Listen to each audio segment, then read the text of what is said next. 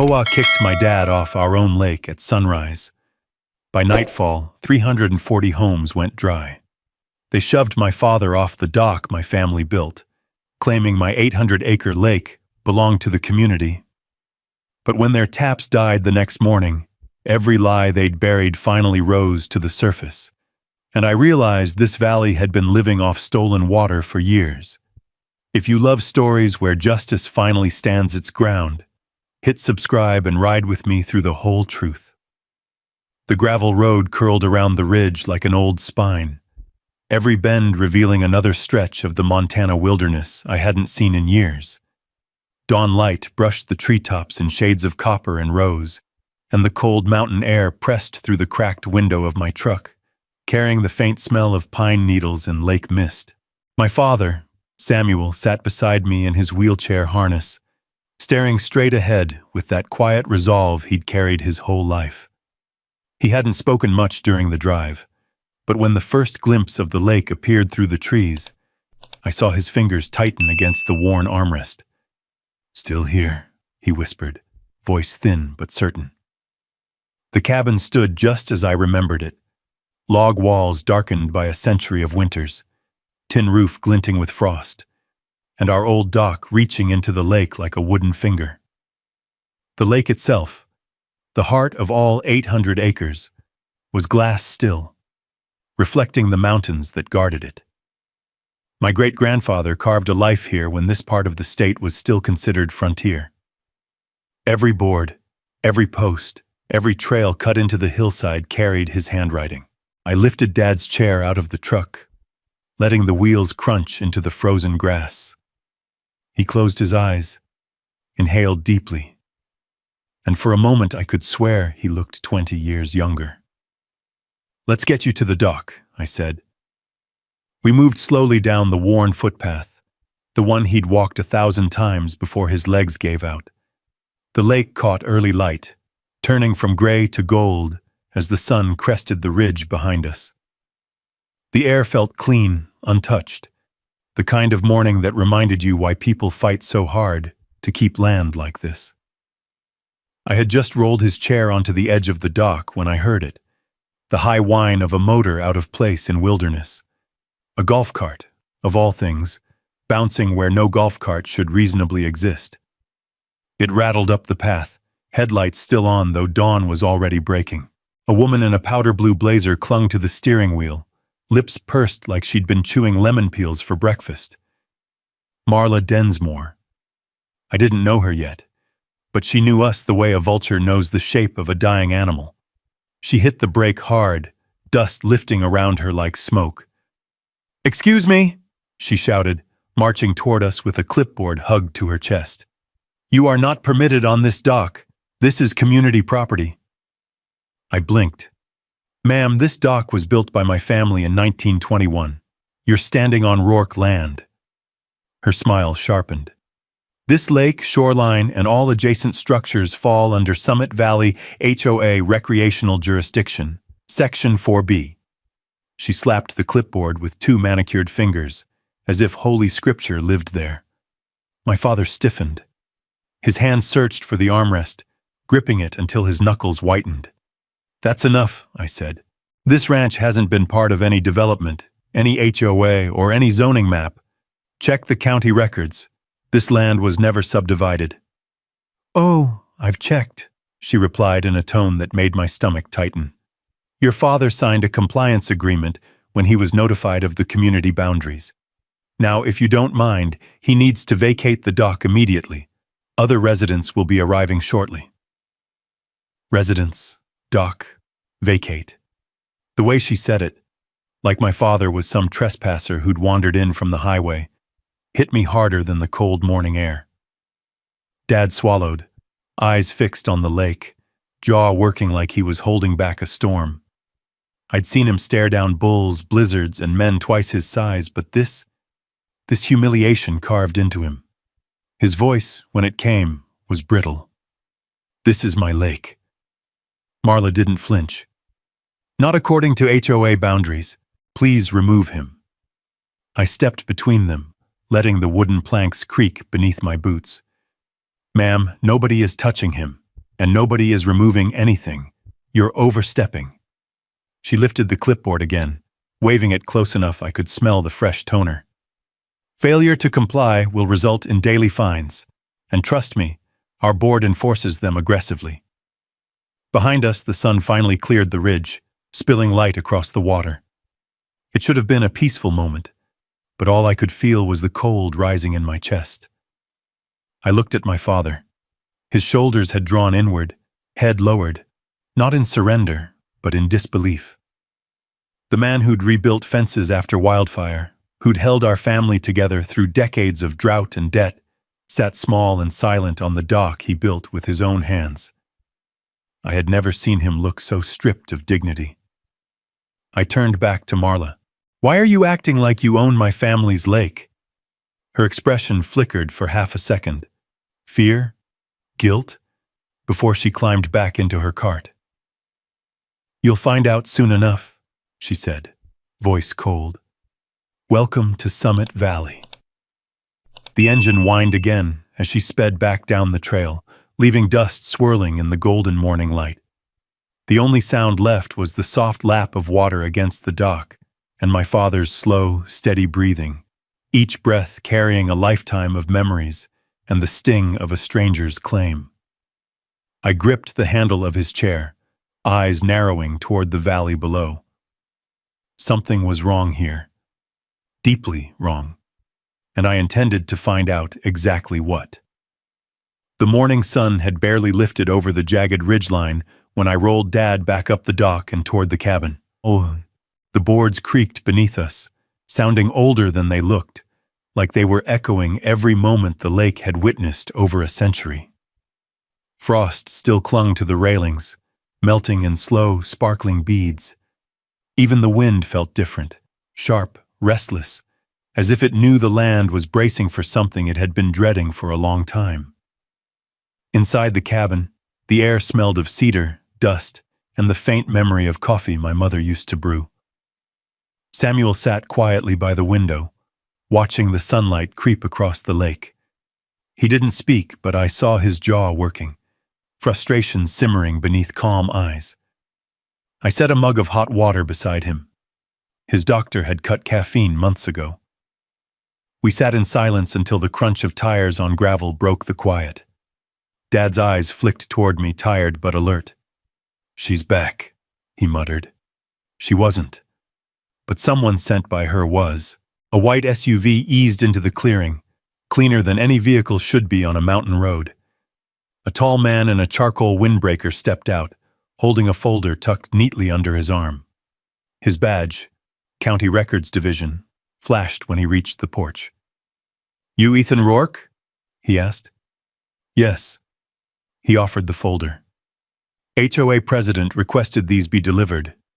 They concern property compliance." The words hung in the air like smoke. Dad straightened in his chair. I flipped open the folder. A copy of a water use and recreational easement agreement, dated 2011, bearing my father's name in a shaky signature I'd never seen before. It claimed Samuel had granted Summit Valley HOA exclusive recreational access and shared usage rights to the lake, dock, and all adjoining structures. I felt heat rise into my chest. "This is fake." The official swallowed, shifting on his feet. "Sir, I'm only delivering documents. I can't speak to their validity."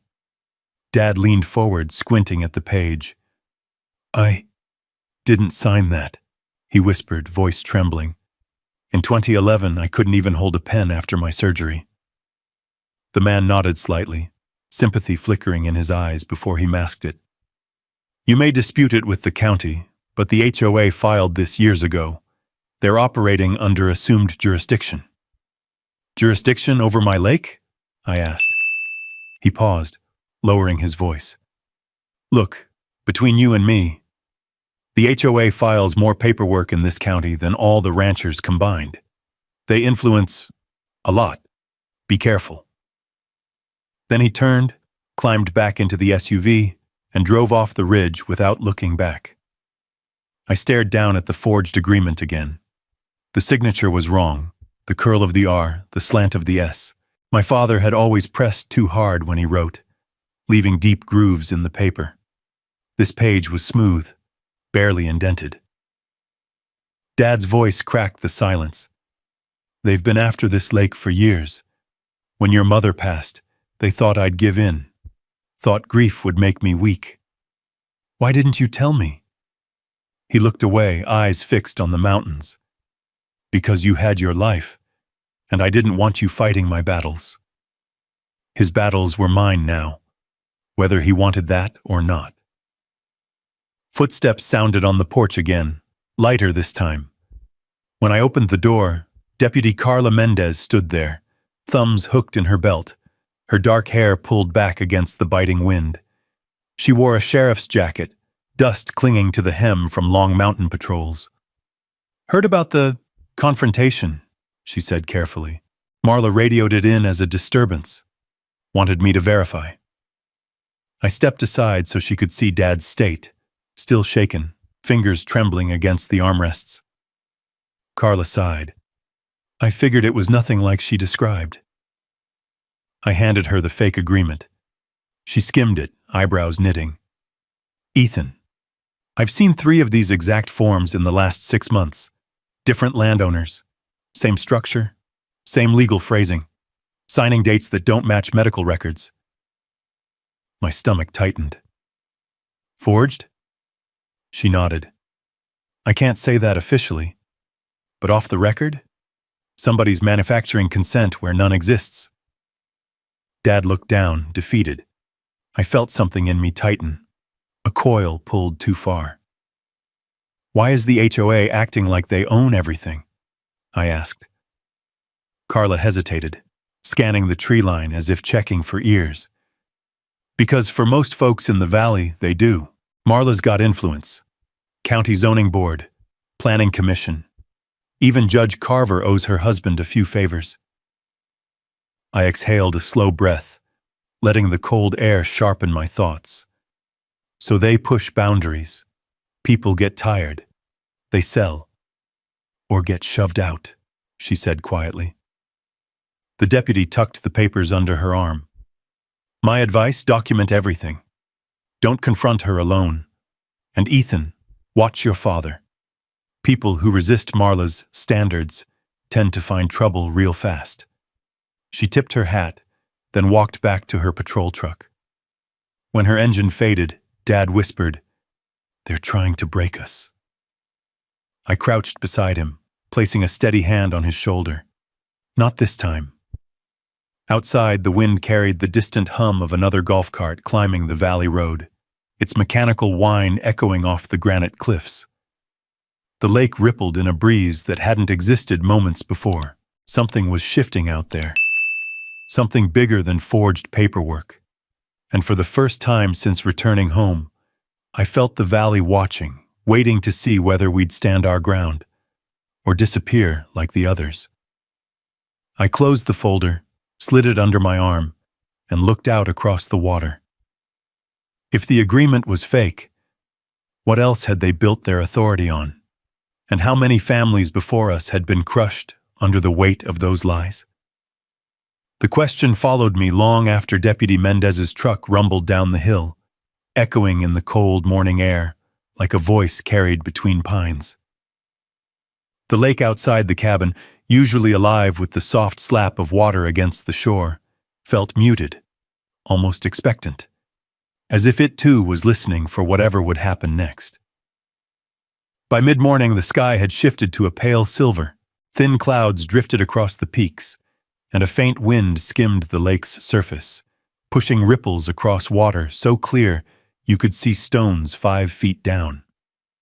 I grabbed my jacket, stepped onto the porch, and let the chill steady my thoughts. If the HOA claimed jurisdiction over our lake, then their evidence had to exist somewhere. Pipes, pumps, trenches. Something physical, something I could put hands on. Be back in a bit, I told Dad, who nodded from his chair near the window. He hadn't touched his mug. His gaze stayed on the shoreline the way someone watches a place that's slipping from their grasp. I followed the narrow trail leading west along the waterline, a path my grandfather used to walk when he checked spring levels at dawn. The scent of wet earth filled the air, pine needles crunching under my boots as I pushed past overgrown brush. The lake was quieter here. No cabins, no docks, just wilderness shaped by time and weather. Then I saw it. A length of plastic piping, mostly buried but snaking toward the trees like something trying to hide. I crouched beside it, brushing aside loose soil. The pipe was newer than anything on our land, smooth, unweathered, commercial grade. A few feet further, I found another section, then a third. My pulse quickened. Someone had installed an entire draw system along the lake's western edge. I followed the piping uphill, weaving between boulders and fallen branches until I reached a clearing. There, half hidden behind a stand of lodgepole pines, sat a narrow trench carved into the earth. The soil around it was cut clean, too clean. A construction crew had been here, and not long ago. I knelt and dug my fingers into the dirt. It crumbled easily, still damp. The trench ran downhill toward the HOA subdivision, invisible from any public trail. "Well, I'll be damned," a voice behind me said. I turned to see Eli Turner, our closest neighbor by a mile of mountain road, standing with a walking stick and a look of quiet resignation. His weathered hat was pulled low, and dust clung to his boots like clay.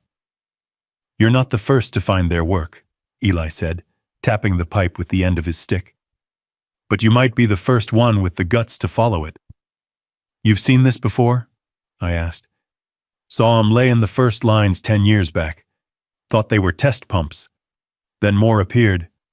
Then my water table dropped 6 inches in 2010. He sighed, shoulders sagging. "Tried to fight it. Got hit with code violations for a shed that had been here since '82. Zoning complaints. Noise complaints. You name it. And you sold." He gave a tired smile. "Didn't have much choice." I looked back at the trench, at the line of theft carved into my family's land. Why didn't anyone report them? He let out a dry laugh. "To who? Judge Carver? County zoning? Marla's nephew runs code enforcement. Whole valley's tied up tighter than a fence knot." He paused, eyes narrowing. "But you? You're not scared, are you?" I didn't answer, but silence was enough. Eli nodded as if confirming something he'd long suspected. "Word of advice, son. Once the lake turns quiet like this, trouble's already inside the valley. Keep your eyes open." He walked away slowly, cane tapping the earth like a metronome. I watched him disappear into the trees before turning my attention back to the trench. I followed it downhill for another half-mile until the smell of fresh-cut lumber and engine exhaust stung the air. Through the branches, I could see the HOA subdivision, rows of identical homes, manicured lawns, and paved streets that didn't belong in a place this wild. Just beyond the last house stood a small pump station disguised as a maintenance shed, the piping disappearing neatly beneath it. So that's where the stolen water went. A rustle in the brush made me freeze. For a moment, I thought it was a deer, but the sound was deliberate. Steps, measured and cautious. I ducked behind a fallen log. 2 men in reflective vests emerged, carrying clipboards and wearing the bright orange hard hats used by Brent Densmore's construction crews. One pointed toward the pump station. "Pressure's low again," he said. "Lake must be dropping. We'll bump output tomorrow." Tomorrow. They were planning to take even more. My heart hammered, anger rising like a tide. I waited until they moved back into the subdivision before retracing my steps to the ranch. The lake looked different now, emptier, almost wounded. The western shore sat slightly lower than it had at dawn, exposing a pale strip of gravel where water used to rest. I hadn't noticed it earlier, but now I couldn't unsee it. Back at the cabin, Dad's eyes met mine immediately. He knew something had changed. "Well?" he asked. "They've been stealing from us," I said quietly. "For years." Dad leaned back, exhaling a breath that seemed to carry decades of exhaustion. They tried to do it through the courts first. When that didn't work, seems they found another way. You should have told me, I said. He looked out the window again. Would it have changed anything? Yes, I said, because I'm here now. He didn't smile, but something in his posture loosened. Outside, wind swept across the lake, rattling dry branches and sending ripples across the water. The valley seemed to inhale, holding its breath for whatever came next. The lake was turning quiet. Too quiet. And that kind of quiet only meant one thing in a place like this. Someone had been meddling with what didn't belong to them. The only question was, how long had they been doing it? By the time evening settled across the valley, the sky had turned the color of hammered steel. The lake lay still beneath it, dark and heavy, holding secrets beneath its surface. I spent the last hours of daylight documenting the trench, the pipes, the pump house, angles, distances, photos stamped with time and coordinates. If the HOA wanted a fight built on paperwork, I was ready to bury them in it. Back in the cabin, I loaded everything onto my laptop while Dad sat beside the fire, rubbing his hands together as if trying to warm more than just his fingers. You think anyone will listen? He asked softly. They'll have to, I said. Once the evidence is in front of the right eyes. He nodded, but his expression remained clouded, like he already knew how the valley worked, how justice here moved slow as winter thaw. Night came quick in the mountains. Shadows pooled beneath the porch. The old iron weather vane on the roof creaked every time the wind shifted. I checked the locks twice, something I hadn't done since I was a kid, but the valley no longer felt quiet. It felt watched. At dawn, the world changed. I woke to the sharp buzz of my phone vibrating against the nightstand. Not a call, alerts, dozens of them, notifications from local community groups, emergency channels, even the HOA's public feed. No water pressure, check your taps. Urgent. HOA notice. System failure. I stepped outside. Cold air slapped me awake. The stillness of morning was broken by distant shouts echoing from the valley floor. People were gathering in small clusters, pointing at their houses, at the dry spigots, waving phones in panic. Dad wheeled out behind me, blanket over his knees. His eyes were wide. What's going on? They don't have water, I said. Miles below us, sprinklers lay dead on brown lawns, hoses limp on driveways. A line of cars snaked down a side street where folks had driven to the HOA pump house, searching for answers. And right on cue, Marla Densmore appeared. Her powder blue blazer stood out even from the ridge, a beacon of self-importance. She marched through the crowd, arms raised for silence. Though I couldn't hear her words from here, the frantic gestures told the story. She was deflecting, directing blame upward, toward the ridge, toward us. A few minutes later, her golf cart came roaring up the mountain path, kicking dust in a long tail behind her. She didn't bother braking fully before jumping out near the porch. "What did you do?" she snapped. I folded my arms. "Come again?" 340 homes have no water pressure, she barked. "Don't play dumb. You interfered with the watershed. You caused this crisis." Dad let out a sharp breath. "We haven't touched anything." Marla thrust her clipboard forward like it was a sheriff's badge. "You were seen near restricted assets yesterday." "Restricted assets?" I stepped closer. "On my land?" She flinched but recovered quickly. "Your presence compromised the system. This is sabotage. The HOA will hold you legally responsible." I stared at her, at the way she clutched those papers, thin shields hiding thicker lies. "You know the truth," I said quietly. "Your wells are pulling from our lake. Your pumps are overdrawn, and you've been hoping nobody noticed the water level dropping." Her face tightened. just for a heartbeat, a fracture in her confidence. "That's absurd," she spat. "Our water system is entirely independent." "Then why can I see two of your main pipes from the west shore?" I asked. "Why does your pump house sit on the only slope where the aquifer runs directly downhill from our spring?" Her silence cut colder than the wind. Dad watched her with the calm of a man who'd seen storms gather long before they broke. "Tell the truth, Marla," he said softly. "You've been stealing our water." She pointed at him, voice rising. "You signed the agreement. You gave us access." "That signature is forged," I snapped. "And you know it." Marla's mouth twitched. Then she turned, stabbing a finger toward the valley below. "That subdivision depends on that water," she said, trembling with fury. "If we lose access, even temporarily, property values crash, families suffer. You have no idea what you're risking." I stepped closer. "No, Marla. You're the one who had no idea what you were risking when you built your entire community on stolen water." She backed away, anger twisting her features. "You will regret this. I promise you." She sped off, gravel spitting behind her tires. Dad exhaled shakily, gripping the porch rail. "This is bad," he murmured. "It's worse than bad," I said.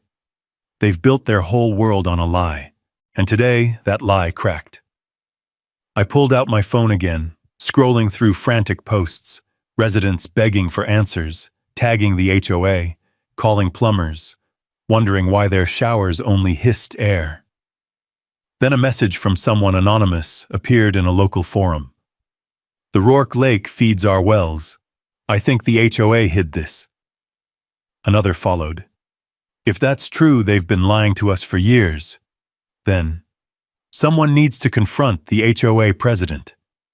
A storm was gathering, one that wouldn't stay quiet much longer. I looked at the lake. Its surface still, heavy, as if a silence had settled over it with purpose. If their wells drew from our land, how deep did the theft go? And why was I starting to feel that today's chaos was only the beginning? By mid-afternoon, the valley was buzzing like a kicked hornet's nest. Homeowners paced their driveways with phones pressed to their ears. Garden hoses lay abandoned, sprinklers frozen mid-arc. Even from the ridge, I could hear frustration rising in waves, shouts, slamming doors, the hollow thud of someone kicking a dry spigot. But the lake remained calm, still reflecting the mountains with an indifference that made my chest tighten. Nature doesn't lie. Lakes don't lie. People do. Inside the cabin, Dad sat near the window, watching the valley as if looking back over a long road he'd walked alone for decades. His breathing had steadied, but the humiliation from the dock still clung to him like smoke. I sat across from him with my laptop open, diagrams pulled up, hydrological maps, aquifer lines, slope flow charts. "We need someone who knows Montana water law better than I do," I said. "Someone who can tell us exactly what we're holding." Dad nodded. "Call Price." "Logan Price?" I asked. "From Cheyenne?" He gave a half smile. "Smartest water rights attorney in 3 states. Represented ranchers long before the developers moved in. If anyone can cut through this mess, it's him." I dialed. After 2 rings, a voice answered. Smooth, low, the tone of a man who'd spent years inside courtrooms and dusty county offices. "This is Logan. Mr. Price, this is Ethan Rourke. My father Samuel suggested I call. We're facing a water dispute." "A dispute," he repeated. In Montana, that word covers everything from neighborly fence lines to multi-million-dollar theft. "Which one do you have?" "The HOA is pulling from our lake," I said, "and forged a water-sharing agreement to justify it." Silence. Then, "I'll be there before nightfall." True to his word, a dark SUV appeared at the edge of our clearing as the sun began dipping behind the peaks. Logan stepped out, tall, wiry, with weathered boots and a suit jacket that had seen more ranch kitchens than conference rooms. He shook my hand firmly, then greeted Dad with the kind of respect reserved for men who'd fought long fights. We spread the documents across the kitchen table, copies of the fake agreement, photos of the trench, screenshots of the HOA's public statements. Logan skimmed everything with the quiet concentration of a man measuring the depth of a storm. "There's a reason Marla is panicking," he said finally. "If your lake feeds their wells and your family holds senior rights, which we'll confirm, everything they've built collapses." Dad leaned forward. "What do we do?" "First," Logan said, "we freeze the battlefield. I'll file a motion for injunctive relief with the county clerk first thing tomorrow. That stops the HOA from making new claims or tampering with evidence." He tapped the forged agreement. "And this? A disaster for them if proven fake." "The signature isn't his," I said. "He was recovering from surgery." Logan nodded. "Medical records will back that. But I want something stronger. A chain of title, historical surveys, anything showing your watershed priority." Dad's expression changed, something like relief mixed with old sorrow. "Those papers exist. My father kept everything." The words hung in the air, settling like dust on old memories. Logan looked between us. "Then we gather it, and when the time comes, we bury them with their own lies." Outside, the wind had picked up, rattling the cabin windows.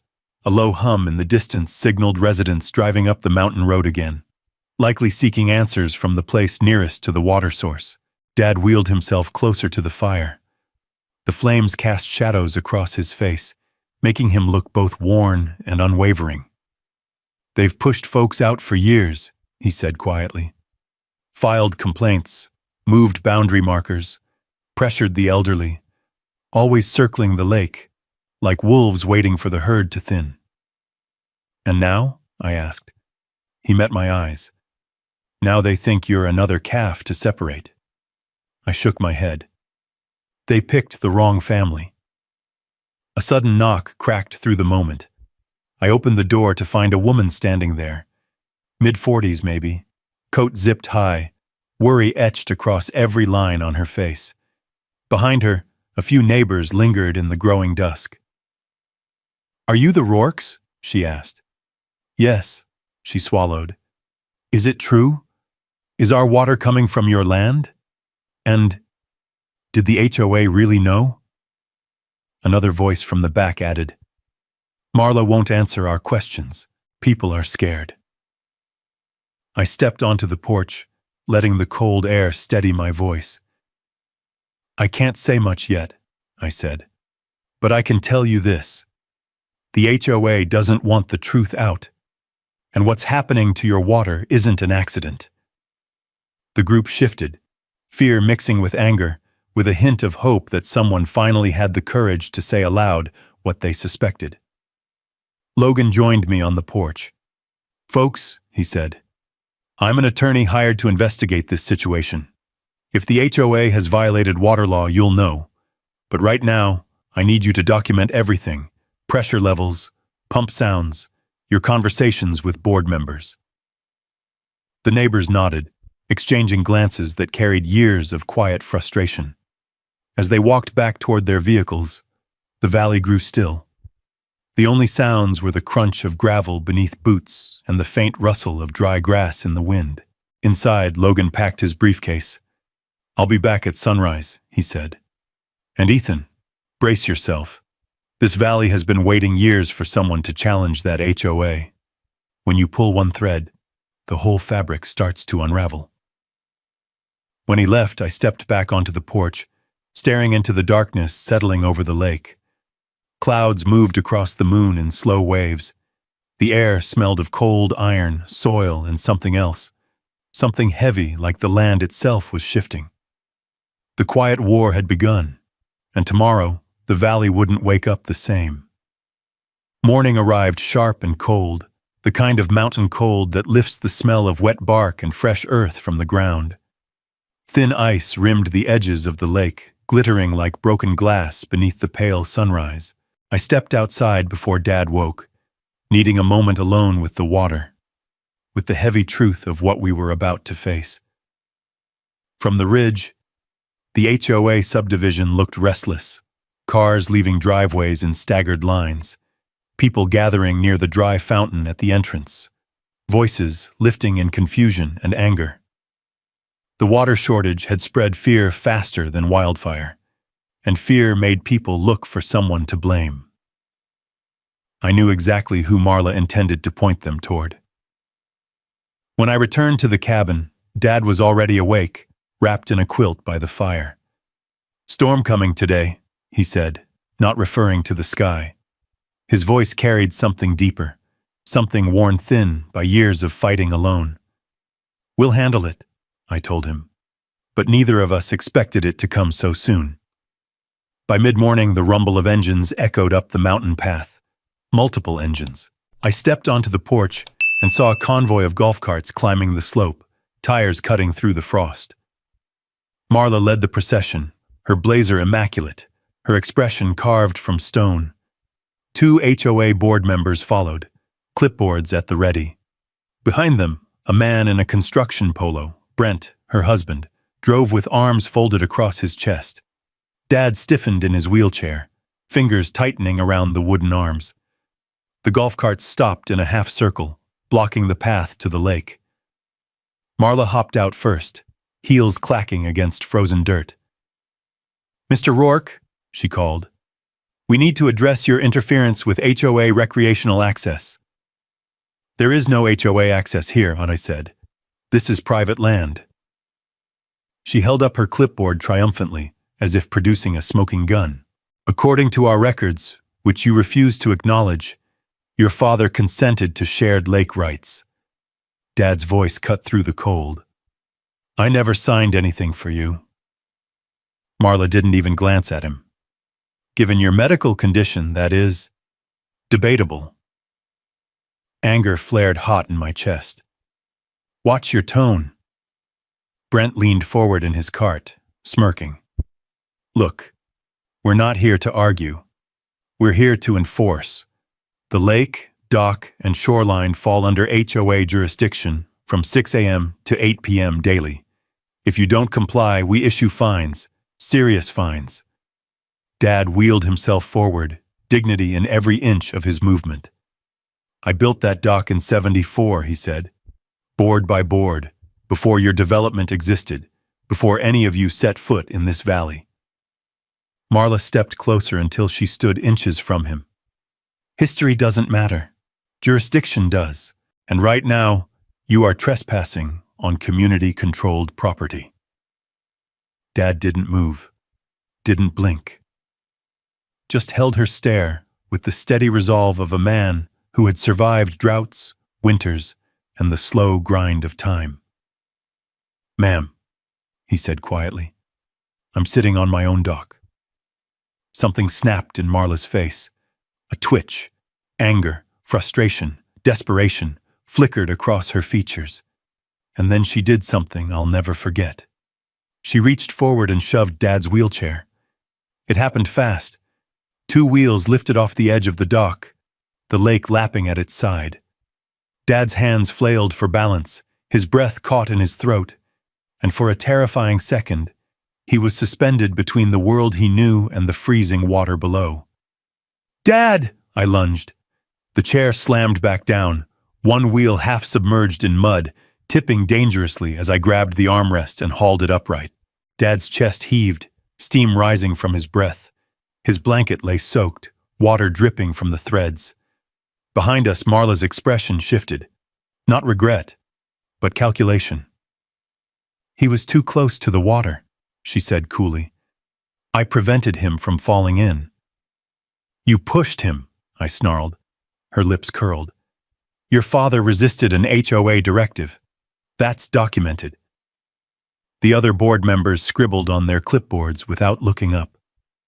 Dad's voice broke as he whispered, "Ethan, I couldn't stop her. I couldn't even stand." Hearing that, hearing the defeat in his voice did something to me. Something deep, something irreversible. I stood, turning to face the circle of carts and clipboards. The wind picked up, sweeping dust across the dock, rattling the chains of the old rowboat tied nearby. No more games, I said. No more lies. This ends. Marla scoffed. You don't have the authority to end anything. You're right, I replied. But the law does. She blinked, thrown off by the calm in my voice. I stepped closer, not threatening, just steady. You've trespassed on our land. You've falsified agreements. You've stolen water. And now you've endangered a 72-year-old disabled man. You can't prove any of that, she snapped. Oh, I can, I said. And I will. For the first time that morning, uncertainty cracked through her confidence. Her eyes darted toward Brent, then back at the lake, then toward the valley below, as if suddenly aware that the world was watching. Let's go, she said sharply to her group. We're done here. But as they drove down the mountain, I knew she wasn't retreating. She was repositioning.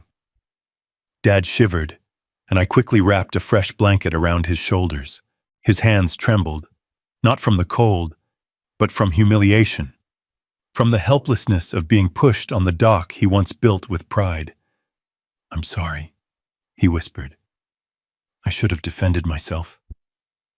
No, I said, kneeling beside him. I should have been here sooner. He wiped his eyes with the back of his hand. They want to break us. They think if they push hard enough, we'll give in. I looked toward the ridge where the HOA's golf carts vanished into the trees like predators returning to their den. They're wrong, I said. As I wheeled Dad back to the cabin, the lake rippled with wind, as if whispering something old and patient, something my great-grandfather once knew. The land keeps records. Truth sinks deep but never disappears.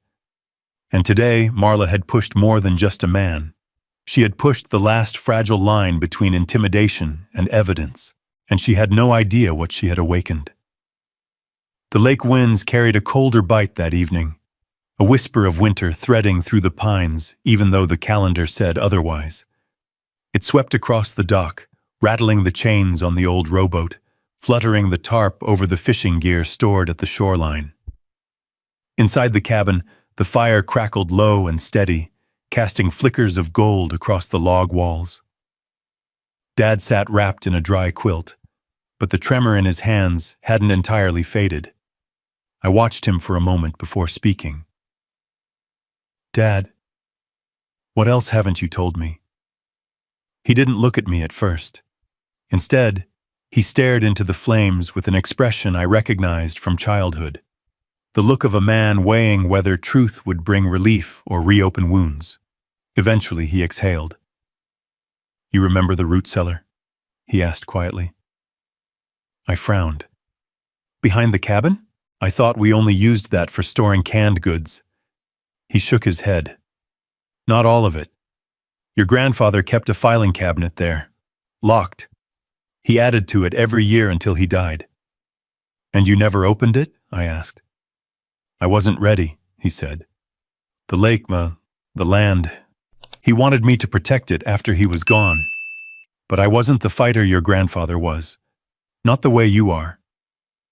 The words surprised me, not because they were untrue, but because he had never admitted them aloud. He pointed toward the back of the cabin. The key is hanging on a nail in the pantry. Thin brass one. A hush settled over the room, heavy and expectant. Outside, wind slipped around the corners of the cabin like a whisper urging me toward the truth. I found the key exactly where he said, tarnished, cold, and lighter than it looked. The cabin door creaked as I pushed it open, stepping out into the evening air. The sky had turned a deep slate, the kind that bleeds into night without ceremony. The root cellar sat a few dozen yards behind the cabin, half buried into the earth, framed by stacked river stones. Its wooden door bore the scars of decades, knotted and rough. The lock clicked open easily, as if it had been waiting. Inside, the air smelled of old paper, cool soil, and generational secrecy. Dust motes floated in the lantern light when I pulled the chain. And there it was, tucked against the back wall like a forgotten sentinel. A steel filing cabinet. Thick, heavy, 4 drawers deep. My grandfather had touched every inch of this land. He surveyed it during spring floods and dry summers, carried out repairs by hand, measured flow rates with a pocket notebook, and endured battles with neighboring ranchers long before HOAs existed. If he kept records, they would be here. The brass key fit the top drawer.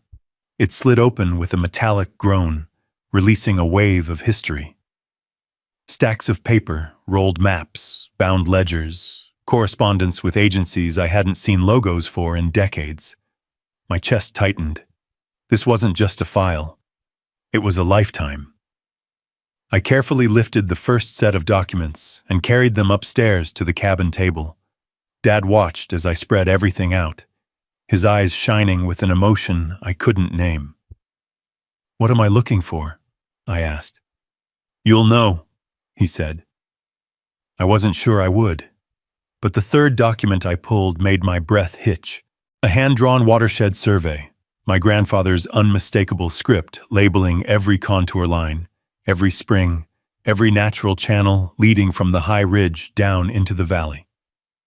Dated 1958. It showed the location of the primary spring feeding the lake, the same spring I'd measured with my father at dawn when I was 8 years old. More maps followed, each one updated with notes, flow readings, rainfall charts, soil density measurements, meticulous, exact. My grandfather was old-school Army Corps. He measured twice, drew once. Then I found the photographs. Black and white first, then color. Each framed a boundary marker, poles set along the ridgeline, painted stones marking direction of flow, survey flags placed decades apart but always in the same location. Some photos had my grandfather in them, standing proudly beside the markers with his transit rod. These markers established something critical. The land had been measured long before any development touched the valley. I kept digging. The next folder contained correspondence between my grandfather and the United States Department of the Interior, discussing a federal water rights assessment. The letterhead alone made my pulse quicken. I opened the envelope. Inside was the document I never expected, a federal water certificate, dated 1972, signed by the Secretary of the Interior, awarding the Rourke family senior surface and groundwater rights over the watershed originating on our 800 acres, including the underground aquifer. I sat back, breath caught somewhere between disbelief and relief. Dad closed his eyes. "There it is. This predates every well in Summit Valley by 40 years, I whispered. Dad nodded. "Longer, if you count when your grandfather started documenting the springs." My hands shook slightly as I lifted another folder. Faded Army Corps of Engineers seal. Inside, a maintenance agreement authorizing my grandfather to regulate flow from the primary spring as part of a federal monitoring program. Regulate. Control. Legally. Exactly what the HOA had been tapping without permission. Dad took the document in his hands, gently tracing the signature at the bottom, as if touching the past itself. Your grandfather knew what this land meant. Not just to us. To anyone who'd ever try to take it. I stared at the mountain ridge through the window. The wind had died completely. The lake lay black and undisturbed, reflecting the first stars gathering across the sky. The truth was sitting on our kitchen table, stacks of it, decades of it, enough to shatter the HOA's foundation. This wasn't just evidence, it was a weapon. "Dad," I whispered, "they never owned a drop of this water." He nodded slowly. "Now you understand why I fought so long, why I couldn't give in, no matter how tired I got." Outside, the valley lights flickered as water-starved homes struggled with failing wells. 340 families living on water stolen from our spring. And the people who orchestrated it. The ones who forged documents, pushed my father, drained our lake, believed they could get away with it forever. But the filing cabinet had ended that illusion. And tomorrow, The HOA would face the truth they buried for years. The third knot had snapped open. Their lies were finally running out of places to hide. Dawn came slow and muted, the sky washed in pale silver as if the world itself were holding its breath. Fog drifted across the lake in long ribbons, brushing the wooden dock and dissolving into the cold morning air. Inside the cabin, the table was still covered in documents, maps, certificates, photographs, evidence spanning 4 generations of Rourke hands. Dad wheeled himself closer as I carefully arranged everything into a sequence. First, the federal certificate, then the Army Corps' agreement, then the surveys showing the aquifer line running straight through our land. Logan was due back any minute, and I wanted him to see it all laid out like a case file waiting for a judge. When the knock finally came, it was sharp, urgent. I opened the door to find Logan on the porch, breath visible in the cold, a leather case tucked beneath his arm. "I've been up since 4, he said. "The whole valley's in chaos.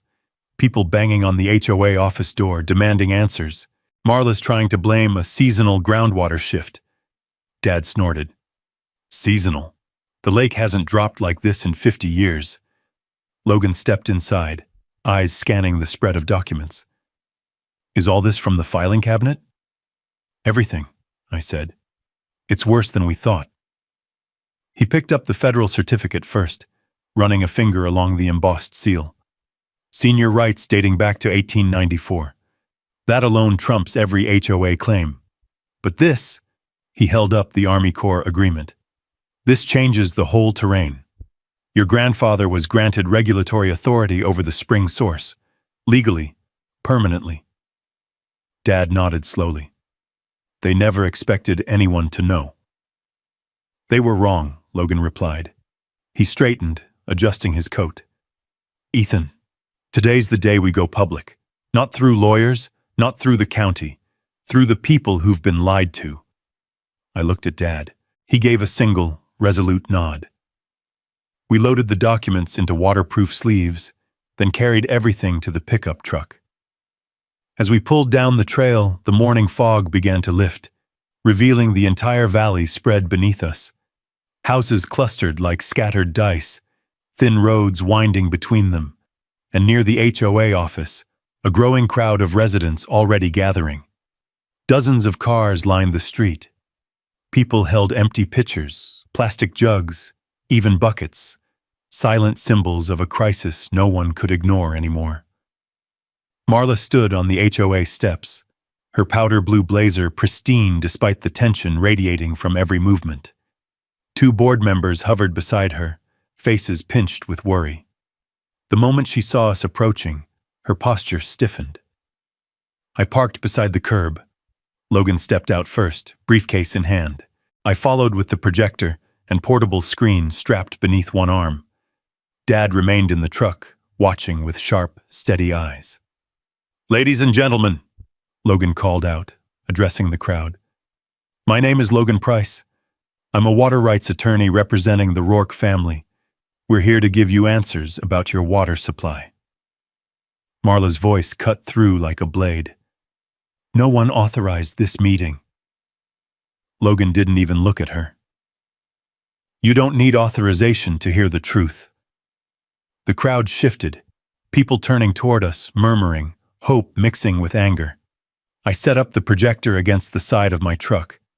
The screen snapped open, the wind catching the corners like a sail, until someone stepped forward to steady it. I connected my laptop, and the first image flashed across the canvas, a federal water certificate dated 1894. Gasps rippled through the crowd.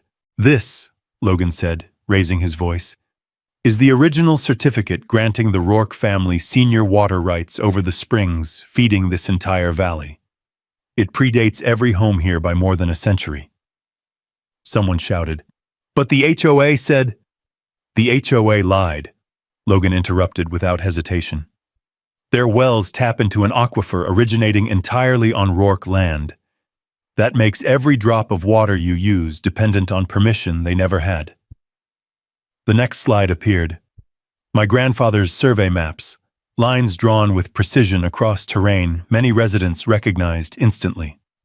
These surveys were conducted by Alden Rourke in partnership with the Army Corps of Engineers.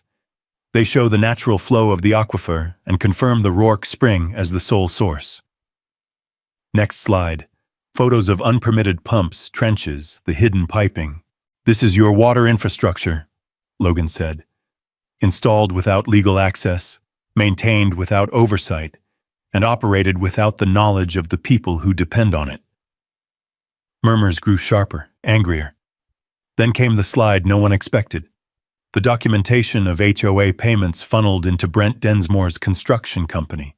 Overcharging, shell accounts, falsified maintenance logs. Brent's face went pale. "What is that?" a woman yelled. "You told us the pumps were failing because of weather." Marla stepped forward, shaking her head furiously.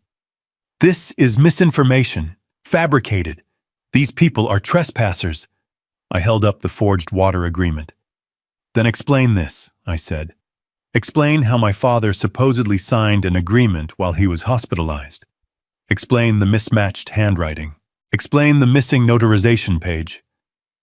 The screen displayed the signature comparison. One real, one forged.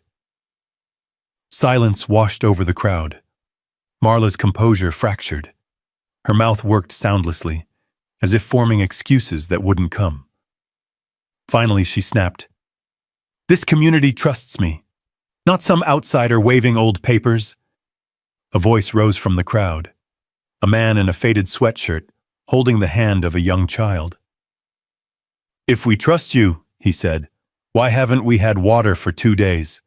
Another, "Why weren't we told about the aquifer?" Another, "What else did you lie about?" Another, "You've been stealing from us." The pressure broke like a dam snapping open. Residents closed in around the HOA steps, demanding accountability, demanding answers. For the first time since this ordeal began, Marla looked small. Her power, built on bluffs and paperwork, wavered under the weight of collective truth. Logan leaned close to me. "When they panic, they slip. Someone's going to call the county, maybe even the state." I nodded. Good. Because the evidence wasn't just undeniable now, it was public.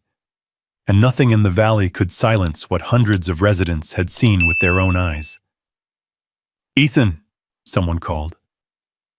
I turned to see Dad, having wheeled himself out of the truck. He looked tired but determined, the cold wind tugging at his jacket. I moved to steady him, but he raised a hand. "No," he said quietly. "I need to stand here. I need them to know I didn't give up." The crowd parted as he approached. People stepped aside, watching him. The man they'd been told was forgetful, unreliable, confused. But he wasn't confused now. His gaze was clear, and when he reached my side, the entire valley seemed to pause. "This land," he said, voice wavering but strong, "has protected us for generations, and we've tried to protect it. But these folks here," he nodded toward Marla and her board, "they forgot that the truth outlasts lies, always." The wind stilled. Somewhere down the road, an engine roared, a vehicle approaching fast. But this time, the valley wasn't bracing for silence. It was bracing for judgment. The engine we heard grew louder, echoing off the granite walls of the valley like distant thunder rolling in. People turned toward the sound, their murmurs fading into an uneasy hush. Even the wind seemed to still. The distant vehicle crested the bend in the road, and then another followed, and another. 3 trucks, white with government insignias on the doors, engines rumbling with authority that didn't require introduction. EPA Region 8, Montana Water Resources Division, U.S. Bureau of Reclamation. Federal boots had come to the mountain. Marla's face blanched. Brent's expression collapsed into something tighter, thinner, almost brittle. The HOA board members shifted like they suddenly found the ground beneath them unfamiliar. The first truck stopped just yards from the HOA steps, A woman in a dark field jacket stepped out, short, gray hair pulled into a low ponytail, clipboard under her arm, badge gleaming in the cold light. "Good morning," she announced, loud enough for the crowd to hear. "I'm Deputy Regional Officer Dana Lewis with Montana Water Resources. We received multiple reports regarding unauthorized water extraction in this valley." A ripple of whispers moved through the crowd. Dana continued, "Which one of you is Ethan Rourke?" I stepped forward. "Right here." She nodded once, firm, respectful. "Mr. Rourke, your attorney provided our office with documentation concerning aquifer boundaries, historical surveys, and a federal maintenance agreement. We're here to verify the situation on site." Marla pushed her way forward like someone trying to outrun the truth. "This is a private community matter. You have no jurisdiction." Dana didn't raise her voice. She didn't need to. "Ma'am, when federal water law is involved, we have jurisdiction everywhere." Behind her, another agent stepped out of the second truck, EPA logo bright on his jacket. He carried a metal case and the calm expression of someone accustomed to unraveling environmental lies. The Bureau of Reclamation officer followed, tall, wearing a tan uniform, and the kind of quiet authority that fills a room without speaking. "Are you Mrs. Densmore?" he asked. Marla swallowed hard. "I'm the HOA president, yes." "Good," he replied. "We'll need you to remain available for questioning. We have concerns regarding unpermitted pump installations, diversion structures, and forged water agreements submitted to your county office." Gasps rose from the cluster of residents. Marla's mask cracked. "Forged? No, absolutely not. This is all misinterpreted." The officer held up a laminated document. "This maintenance agreement bears the signature of your community as a participating partner. But according to federal records, the only authorized custodian of this spring system is Alden Rourke and his direct successors." He turned to me. "That includes you, Mr. Rourke." The crowd erupted, not in anger this time, but in disbelief, frustration, and finally understanding. "We were lied to," someone shouted. "They took our money." "All those fees, where did they go?" "Marla, explain yourself." Residents closed in on the HOA steps. A few board members backed away, shields of authority dissolving into thin air. Dana raised her hand. "Everyone stand back. We will investigate this fully." She turned to me again. "Mr. Rourke, we'll need access to the springhead and all evidence regarding the aquifer." "I'll guide you myself," I said. Dad watched from the truck, his face flushed with a kind of vindication I hadn't seen in years. He wasn't smiling. He was remembering. Remembering the decades spent fighting shadows, only to see those shadows dragged into the open at last. Logan leaned in close to me.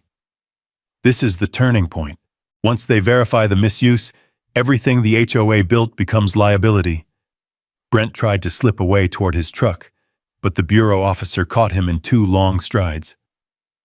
"Mr. Densmore, we have records showing your construction company installed several of the diversion pumps. You'll need to come with us." Brent stopped cold, shoulders sagging. The agents moved like a well-oiled machine. EPA testing equipment set up near the HOA fountain. Water samples pulled from pipes. Soil probes lowered into the ground. The Water Resources team asked residents for statements while reviewing every maintenance record the HOA had ever submitted, and every lie unraveled faster than the next. "Ma'am," an EPA agent said loudly to the crowd, "your wells show signs of over-extraction. 4 of them have casing corrosion. 1 appears unsafe for continued operation." Residents erupted again, fear now replacing their anger. "You endangered our homes? Our kids drink that water. How long has this been going on?" Marla stepped backward until her heels hit the stone steps. Every word people threw at her landed like its own judgment. Dana approached, holding the forged agreement up to the light. "This signature doesn't match the one on Mr. Rourke's official filings," she said. "We'll be sending this for handwriting analysis. If it's falsified, That constitutes fraud, tampering, and misrepresentation on a state level, and possibly federal. The last thread of Marla's bravado snapped. "This is all a misunderstanding," she whispered, voice cracking. "No," someone answered from the crowd. "This is justice." I stepped aside as Dad wheeled himself forward, his quilt brushing the frost-covered ground. People quieted as he reached the front, the federal officers parting respectfully for him.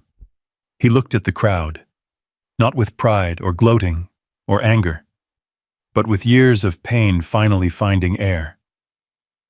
"My family has lived here longer than any map can remember," he said, voice trembling but strong. "And for 15 years, these folks tried to take what wasn't theirs. They tried to push us out.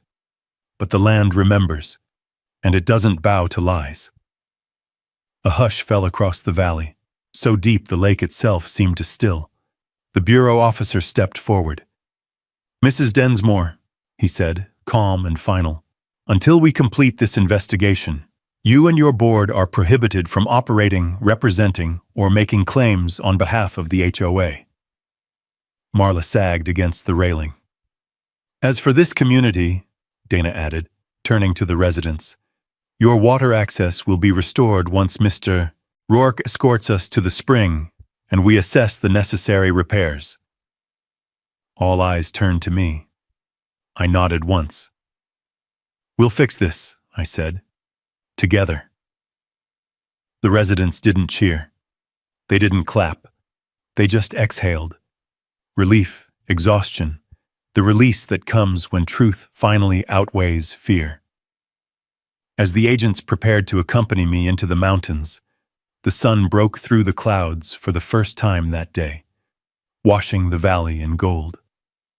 The same gold that had once reflected off my great-grandfather's survey poles. The same gold that had shone on Dad's shoulders the first time he walked the ridge as a young man. A new day had come, and its light left no shadows for the HOA to hide in anymore. The morning after the federal teams arrived, the valley woke with a quiet unlike any it had known in years, not fearful, not uncertain, but waiting. The kind of silence that settles after a storm has blown through, leaving the air scrubbed clean and the land breathing easier. Frost shimmered across the grasses by the lakeshore, catching the sunlight like scattered diamonds. The mountains stood crisp against a cloudless sky, as if even they were relieved to see truth take root at last. Federal investigators spent 2 long days inspecting every pump, trench, and well. They followed the aquifer back to its source, through brush and rock, through decades of hidden theft carved into the earth. EPA samples confirmed contamination in 2 wells. The Bureau documented every unauthorized diversion. Montana Water Resources verified my grandfather's maps line for line. By the time the sun fell behind the ridge on the 2nd day, the findings were compiled, sealed, and delivered. Indictments followed like falling dominoes. Marla Densmore, 6 counts of water theft, 4 counts of fraud, and multiple charges of falsifying official documents. Brent, environmental violations and illegal infrastructure installation. 2 HOA board members, knowingly submitting incorrect filings. Judge Carver, forced to recuse from every matter involving the HOA, pending a state ethics review. The community watched it unfold with a mixture of disbelief and dawning clarity. People who once greeted Marla with forced smiles could now barely meet her eyes. The well of her authority had run dry, literally and figuratively, and our lake, our old patient lake, seemed to exhale with us. On the 3rd morning, Logan stood beside me on the dock while I prepared to reopen the spring's flow. Frost dusted the boards beneath our boots. The water was so still it looked like a sheet of polished steel. "You did good, Ethan," he said. "It's not over yet," I replied. "Maybe not. But this valley won today. Because you didn't run." I knelt at the old control valve, brushing away thin ice from the brass handle. The mechanism my grandfather had installed nearly half a century ago still gleamed beneath the frost. A symbol of stewardship, of responsibility. A reminder that land and water are not to be hoarded but protected. I turned the valve slowly. A deep hum traveled through the earth, subtle but unmistakable. A pressure shift, a change. And then, like breath returning to lungs long starved, the aquifer began to feed the valley once more. Far below, water meters clicked alive. Pipes groaned and filled. A dog barked in celebration. Someone cheered. And near the HOA office, a fountain that had run dry for 3 days sputtered, coughed, and sprang back to life. Dad was waiting on the porch when I returned. His quilt had slipped off one shoulder, but he didn't seem to notice. He was staring out over the lake, eyes shining with something deeper than relief. Pride. "Your grandfather would be proud of you," he said. I sat beside him on the porch steps, the boards warm with clean sunlight. I couldn't have done any of it without what he left behind. He nodded. He believed truth had a long memory, that it would always find daylight. He paused, even when men tried to bury it. We watched as ducks cut smooth trails across the water. The lake surface sparkled, restored. The ripple of wind carried a different sound now, lighter, freer. By afternoon, the residents of Summit Valley held an emergency meeting.